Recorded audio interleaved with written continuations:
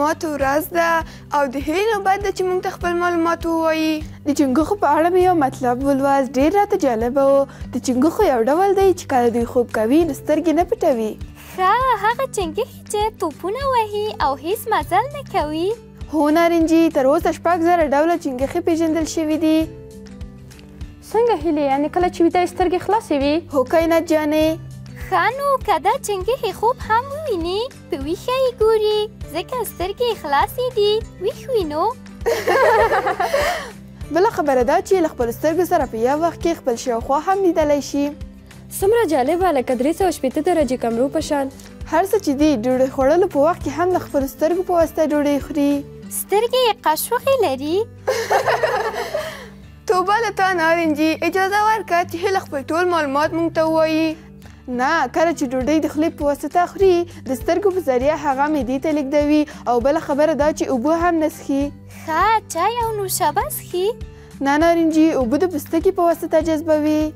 ما هم یو څه اورېدلي وو، که د چنګښو پوستکی وچ شي مړه کېږي. که څه هم چنګښې د هغه څارویو له ډلې دي چې هم په اوبو او هم په وچه کې ژوند کولی شي، خو ډېره په وچه کې ژوند کوی نه شي.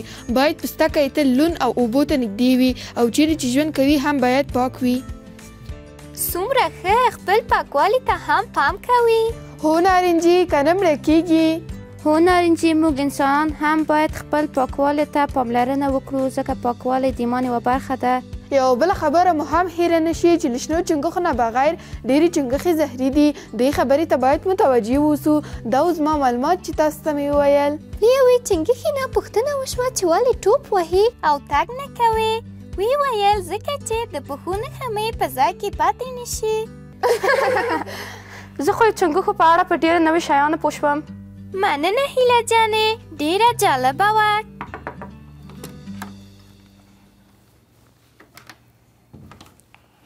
سلام، انشاءالله چې ټول ښه اوسئ. ښه یاست؟ معلم صاحبې موږ ټول ښه یو، تاسو څنګه یاست؟ مننه ګرانو زده کوونکو، زه هم شکر ښه یم. قدرمنو لیدونکو او ګرانو زده کوونکو، د فزیک صنف خپرونې ته ښه راغلاست. هیله لرم چې تر پایه مو ملتیا وکړئ. ښه نجونو، تېر درس مو تکرار کړی؟ کومه پوښتنه خو نه لرئ؟ هو معلم صاحبې، پوښتنه نه لرو. اوس چې پوښتنه نه لرئ، ښایي چمتو یاست چې نوی درس پیل کړو؟ هو معلم صاحبې. ډېر ښه. زموږ د نن ورځې د درس عنوان د غلیان عملیه ده. څنګه چې ګورئ، زموږ موخه په دې درس کې د غلیان عملیې پیژندل دي. خو مخکې له دې چې درس پیل کړو، راځئ چې د درس اهداف وګورو. موږ په دې درس کې د غلیان له مفهوم سره اشنا کیږو. په غلیان باندې اغیزمن عوامل مطالعه کوو او د غلیان عملیې د کارولو موارد زده کوو. شاید ووایئ چې غلیان څه معنا لري. زه باید درته ووایم، خو آیا مخکې له دې مو دا کلمه تر اوسه پورې اورېدلې وه؟ معلم صاحبې، زه هم دومره پوهېږم چې غلیان یعنې ایښېدل. شابه ثنا جانې، غلیان یعنې ایښېدل. ښایي ولې وایئ چې اوبه جوش شوي، ولې نه وایئ چې اوبو غلیان کړی، یا ولې چای جوش وایئ، چای غلیان نه وایئ؟ نارنجي جانې، اوس به یې تعریف په سکرین باندې وګورو او ستا پوښتنه به هم ځواب شي. د مایع جوشیدو ته په علمي اصطلاح کې غلیان یا ایښودل وایي. دغه عملیه هغه وخت پیښیږي چې مایع د خپل د ایښودو نقطې پورې ګرمه شي. د غلیان په تعریف باندې پوه شوئ او نارنجي، ستا پوښتنه هم حل شوه؟ هو معلم صاحبې، حل شوه. معلم صاحبې، زه په همدې پوه نه شوم چې مایع د خپل د ایښېدو نقطې سره ګرم شي، یعنې څه؟ که لږې راته واضح وایې. ای هیلې، ته په همدې پوهه نه شوې؟ معلومه خبره ده چې جوش یا ایښېدل نقطه لري. آفرین هیله جانې، اوس یې درته ښایم. د تودوخې هغه درجه چې مایع پکې ایښیږي د غلیان نقطه یا درجه بلل کیږي. معلم صاحب، د ټولو مایعاتو ایښېدو نقطه یو ډول ده؟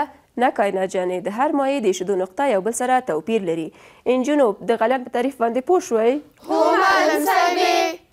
په یاد ولرئ چې کله مایع ته حرارت ورکړل شي، د مایع مالیکولونه په کافي اندازه حرکي انرژي ترلاسه کوي چې دغه انرژي بیا د مالیکولونو ترمنځ په جذب قوې باندې برلاسي کیږي او په نتیجه کې مالیکولونه د ګاز یا بخار په ډول تیښته یا فرار کوي. زه تاسو ته یو ویډیو ښکاره کوم او وایم چې څنګه د یو بل پر جاذبې قوې باندې برلاسي کیږي.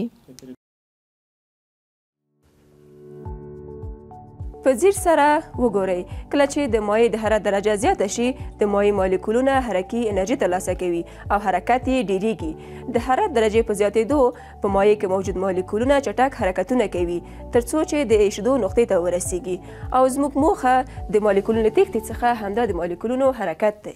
نارنجي جانې اوس دې پوښتنه حل شوه؟ هو معلم صاحبې زه اوس پوهه شوم. ما فکر کاوه مالیکولونه له چا نه پټه تیښته کوي. ښه نجونو اوس د دې لپاره چې د تبخیر او غلیان عملیه ښه وپېژنو یو ویډیو به په ګډه سره وګورو. نارنجي جانې کله چې مایع د جوش نقطې ته رسیږي د مایع په داخل کې د بخار پوکاڼۍ رامنځته کیږي. د ایشېدل شوي مایع پوکاڼۍ له هغو مالیکولونو څخه جوړیږي چې کافي انرژي د ګازي حالت د بدلون لپاره ترلاسه کړي او ورو ورو سطحې ته راځي او د مایع یو اندازه له ځان سره لیږدوي. دغه پوکاڼۍ چې کله د مایع سطحې ته رسیږي چوي او هغه مایع چې د دوی په منځ کې ده په ګاز بدلیږي او په هوا کې ازادیږي. معلم صاحبې زه اوس پوهه شوم کله چې چایجوشه د منقل په سر وي ولې هغه اوبه چې د چایجوشې په منځ کې دي کمیږي ځکه په بخار تبدیلیږي. آفرین ثنا جانې پام مو وي چې ټول ژوند مو له فزیک سره تړاو لري او هر هغه عمل چې ترسره کوو یوه تجربه ده. دا انځور وګورئ. ګرانو زده کوونکو یو بلې مسلې ته مو هم پام وي چې کله مایع ته حرارت ورکوو د حرارت درجه یې تر ایشېدو نقطې پورې منظم ډول سره زیاتیږي خو هغه مایع چې د ایشېدو په حال کې وي که د حرارت درجه یې زیاته هم شي خو ثابته پاتې کیږي او هغه اضافي حرارت چې مایع ته ورکول کیږي یوازې د مایع د تبخیر لامل ګرځي او د تبخیر سرعت یې زیاتوي. ښه نجونو تر دې ځایه په درس باندې پوه شوئ؟ هو معلم صاحبې. کومه پوښتنه خو نه لرئ؟ نه استاد جانې. ګرانو زده کوونکو د غلیان یا ایشېدو دپاره یو مثال ووایئ. د شیدو ایشول، د اوبو ایشېدل. شاباس لایقه نجونو. اوس یوه لنډه دمه اخلو د خپرونې پاتې برخه له موږ سره مه هېروئ. پام چې چیرې لاړ نه شئ. د فزیک ټولګي د خپرونې ګرانو لیدونکو د خپرونې دویمې برخې ته ښه راغلاست. مخکې له دمې کائنات پوښتنه وکړه چې آیا د ټولو موادو د ایشېدو نقطه یو شان وي که توپیر لري. پام مو وي چې د هرې مادې د غلیان نقطه یو بل سره توپیر لري. اوس به په دغه جدول کې د ځینو موادو د ایشېدو نقطه سره یو ځای وګورو.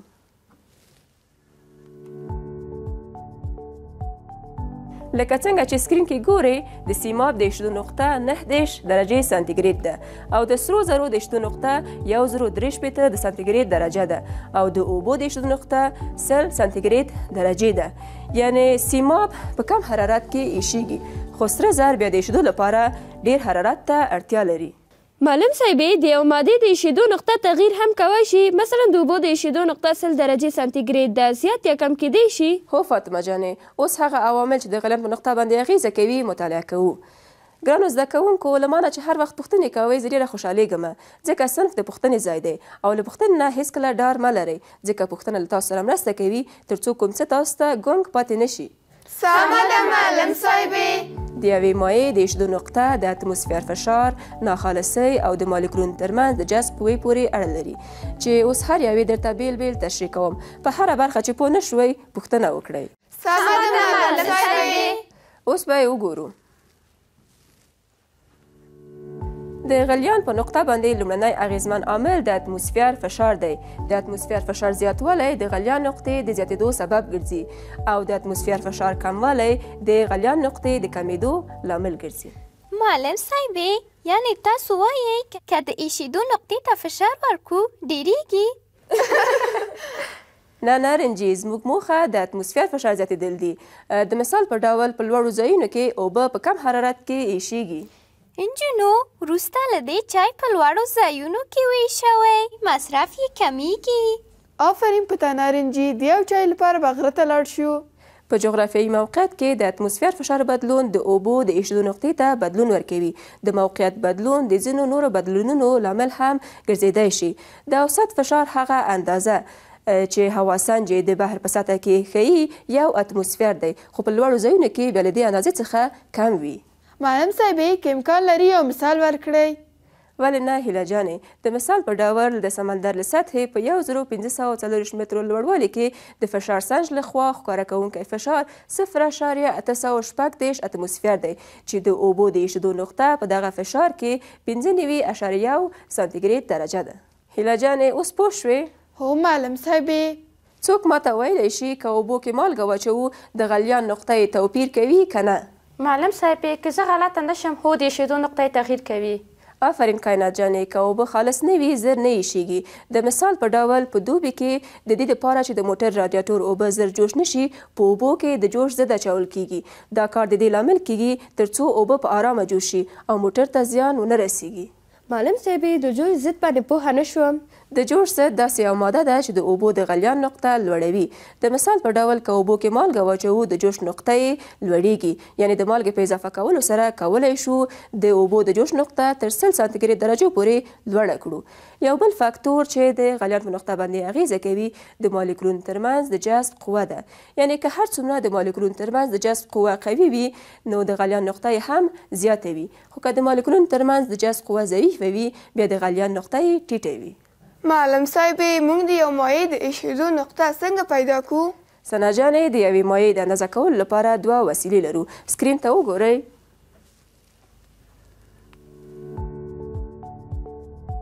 ترمامیتر او ابولیوسکوپ دوه هغه وسیلې دي چې د مایع د اندازه کولو او د غلیان نقطې د پیدا کولو لپاره کارول کیږي. څومره ښایسته، کاش یو ما هم درلود. نارنجي څه کوې؟ د چای او قهوې خوړلو په وخت کې مې د جوش نقطه پیدا کوله. د دې انځور په لیدو مو څه ذهن ته راځي؟ سکرین ته وګورئ.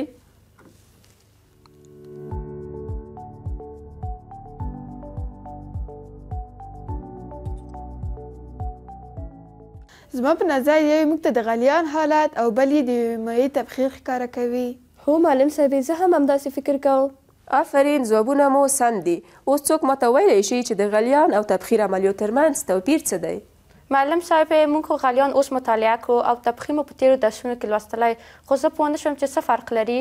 کائنات زه یې درته وایم، غلیان او تبخیر په یوه معنا نه دي، ځکه غلیان د مایع په ټولو برخو کې رامنځته کیږي او تبخیر یوازې د مایع په شاوخوا ګډه سطحه کې رامنځته کیږي او هغه پوکاڼۍ چې د غلیان په عملیه کې رامنځته کیږي په تبخیر عملیه کې نه رامنځته کیږي. معلم صاحبې موږ له غلیان څخه په ورځني ژوند کې ګټه اخیستلی شو؟ هو هیله جانې، د دې ترڅنګ چې په ورځني ژوند کې کارول کیږي په سوداګرۍ او طبابت کې هم کارول کیږي، لکه پخلی، د بخار تولید، تقطیر، پاکري او په علمي څیړنو کې. معلم صاحبې دا درس هم عملي کار لري؟ هو نارنجي، فزیک هغه علم دی چې د تجربې پر بنسټ ولاړ دی او عملي کار هم زموږ د درس یوه برخه ده تر څو هغه موضوعات چې لولو په عملي توګه یې هم تجربه کړو. خو اوس به یوه لنډه دمه واخلو او له دمې وروسته به خپل عملي کار له خیره پیل کړو. سمه ده؟ سمه ده معلم صاحبې.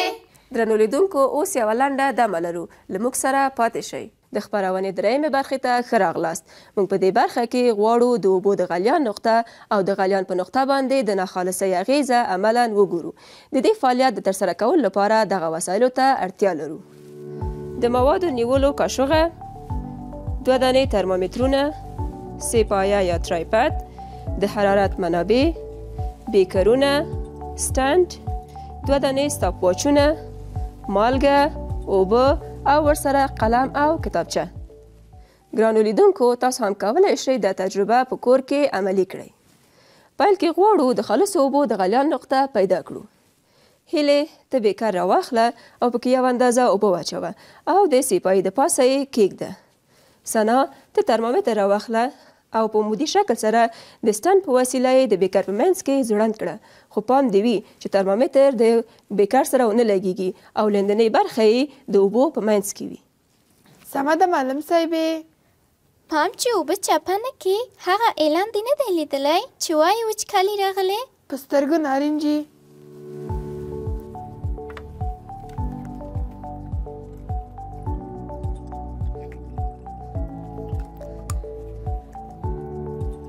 معلم صاحبې بس دی؟ بس دی هیله جانې.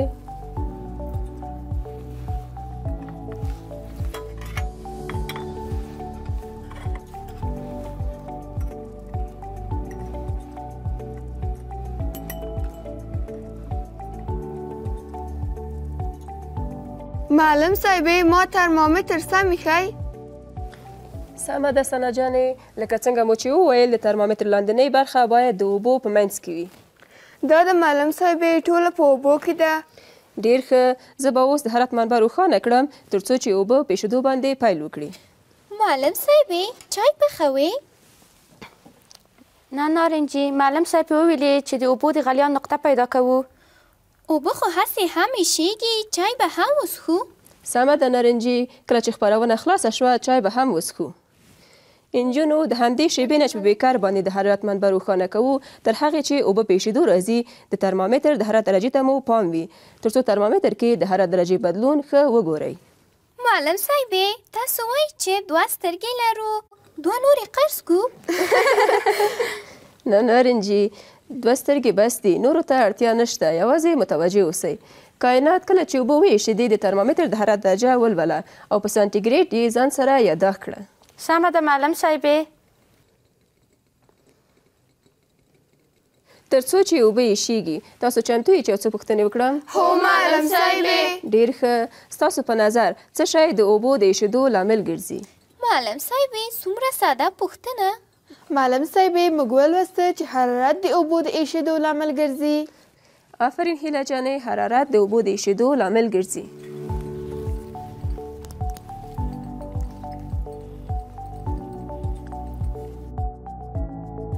دغه د معلم صاحب اوبه هم جوش شوې، اوس یې ګورو چې درجه یې څو ده.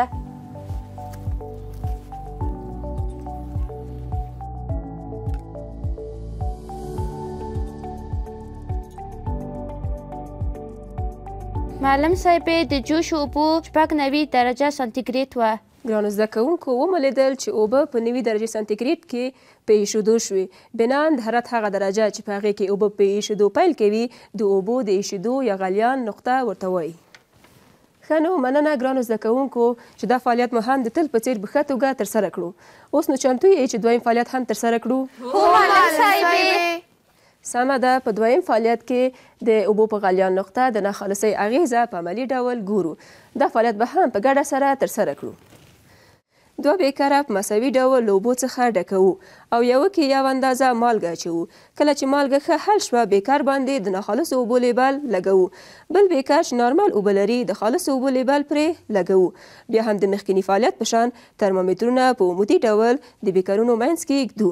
بیکرونه د حرارت منبع باندې ږدو او ترمامیترونو د حرارت درجې د اوبو د ایښېدو په وخت کې لولو.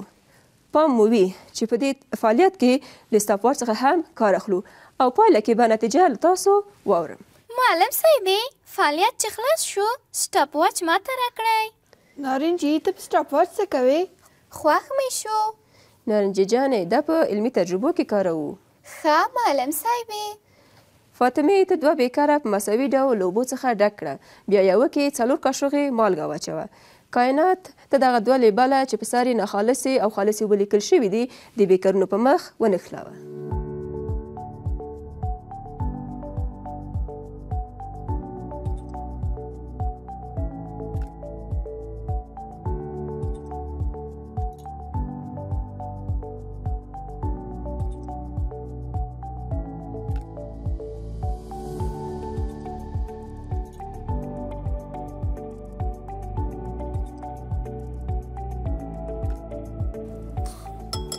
دغه د معلم صاحبې ما په بیکرو کې اوبه واچولې. سمه ده.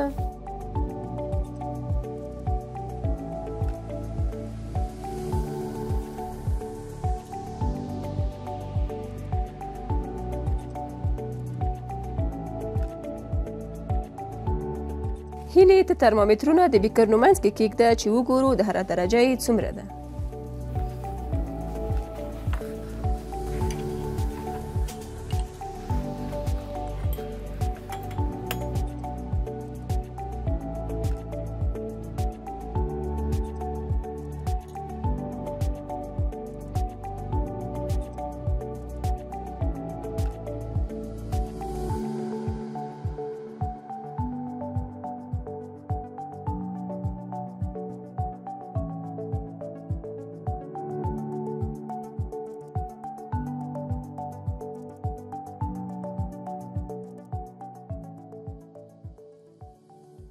سمه ده معلم صاحبې، ما هم ترمامیترونه د بیکرو ترمنځ کېښودل.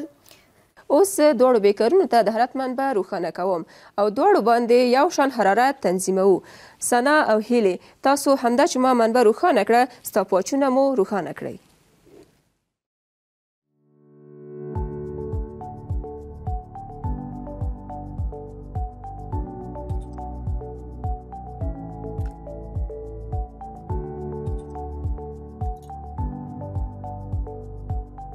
ګرانو زده کوونکو، د دواړو ترمامیترونو د حرارت درجې او د اوبو ایشېدو ته مو پام وي، تر څو عملاً وګورئ چې د خالصو او ناخالصو اوبو د غلیان نقطې څه توپیر لري. او سنا، ته همدا چې خالصې اوبه په ایشېدو شوې، ستا پاش دې بند کړه. هیلې، ته هم همدا کار وکړه. او فاطمې، ته د ترمامیترونو د حرارت درجې یاداښت کړه.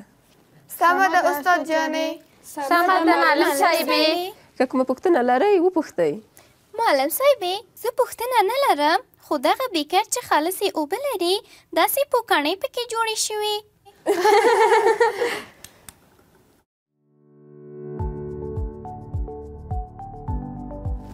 معلم صاحبې، خالصې اوبه هم ایشېږي. ډېر ښه.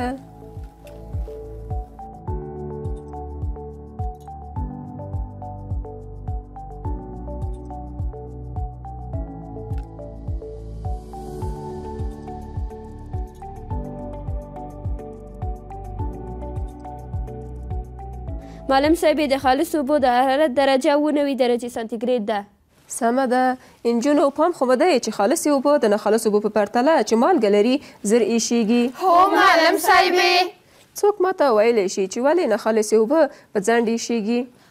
معلم صاحبې، موږ ولوسته چې ناخالصۍ د اوبو جوش لوړوي. آفرین هیله جانې، دا د ناخالصې اوبه هم د ایشېدو په حال کې دي.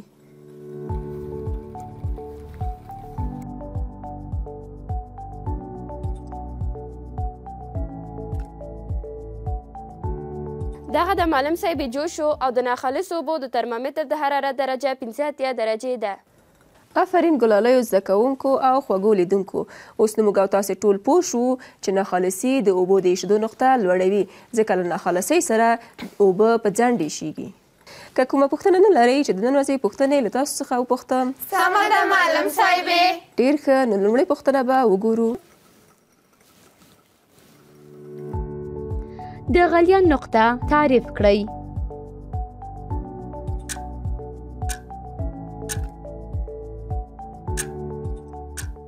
هیله یې ځواب راکوي. د تودوخې هغه درجه چې مایع پکې ایشېږي د غلیان نقطه یا درجه بلل کېږي. آفرین.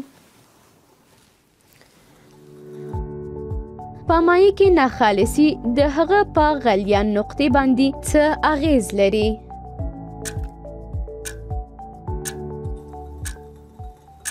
فاطمې، ته ووایه. ناخالصۍ د ایشېدو نقطه زیاتوي، ځکه له ناخالصۍ مایع په ځنډ ایشېږي. شاباس. نن مو هم درس ته ښه پام و. اوس به په ګډه سره د درس لنډیز وګورو. د درس پایلې. د مایع ایشېدو ته په علمي اصطلاح کې غلیان یا ایشېدل وایي، او دغه عملیه هغه وخت پیښیږي چې مایع د خپل د ایشېدو نقطې پورې ګرمه شي. د فشار زیاتوالی د ایشېدو نقطه زیاتوي او د فشار کموالی د ایشېدو د نقطې د کموالي لامل ګرځي. ناخالصي د ایشېدو نقطه زیاتوي، ځکه له ناخالصي سره مایع په ځنډ ایشېږي. که د مالیکولونو ترمنځ اړیکه قوي وي، د ایشېدو نقطه به لوړه وي، خو که د مالیکولونو ترمنځ د جذب قوه ضعیفه وي، د ایشېدو نقطه به ښکته وي. د غلیان له عملیې څخه په مختلفو برخو کې کار اخیستل کیږي، لکه په صنعت، پخلي، د بخار تولید، تقطیر، سړېدو، پاککاري، علمي څېړنو او داسې نورو. ګرانو لیدونکو، د نن ورځې خپرونه مو همدلته پای ته رسیږي. تر بلې خپرونې، خدای په امان.